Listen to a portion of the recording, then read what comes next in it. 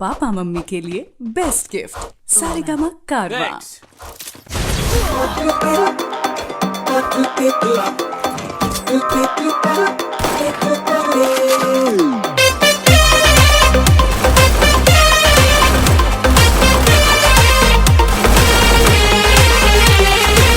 हंसती हूँ मैं लेकिन फंसती नहीं, मेरे से प्यार जबरदस्ती नहीं। अरे वाह, जानू मोहब्बत है महंगा मेरा, मस्ती मिलेगी इतनी सस्ती नहीं। मेरे ऊपर खर्चा बोलो कितना पाउंड करेगा।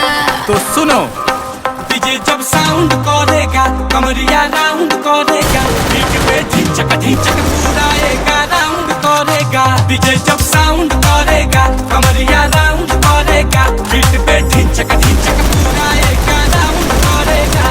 जब चलती हूँ कमर मटका के, आओ पास जाओ सांस अटका के, एनी टाइम मुझको दिल में अपने फाउंड करेगा।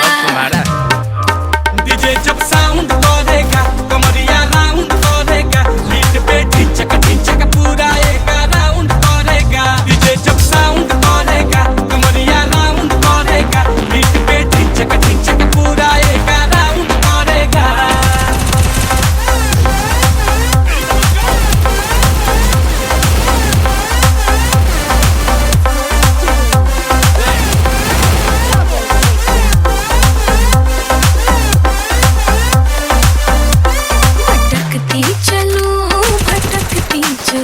अच्छा, जनिया मैं पटकती चलूं। अरे छमक छल्लो धीरे चलो, पाँव बढ़ाओ सल्लो सल्लो, सरका जाए पल्लो पल्लो, लड़के बोले हल्लो हल्लो। देखे मुझे नजर गड़ा के, जानते हो बिजुरिया गिरा के। अल्लाह मोहल्ला में कराउड करेगा, डीजे जब साउंड करेगा कमरिया राउंड करेगा, बीट पे ढिंचक ढिंचक पूरा एक राउंड करेगा। डीजे जब साउंड करेगा कमरिया राउंड करेगा, बीट पे ढिंचक ढिंचक पूरा एक राउंड करेगा।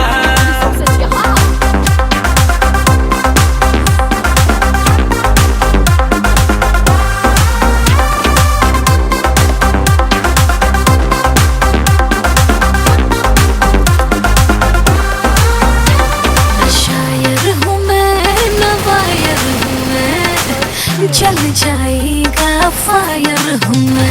अरे फ्लोर पे पूरा आग लगा दे, बियर का तू बाग लगा दे, सीधा सादा बंदा हूँ मैं, कैरेक्टर पे दाग लगा दे। साथ जब हाथ में हसीना, तुझे इसी में भी आएगा पसीना।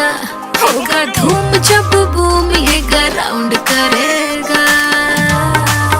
डीजे जब साउंड करेगा कमरिया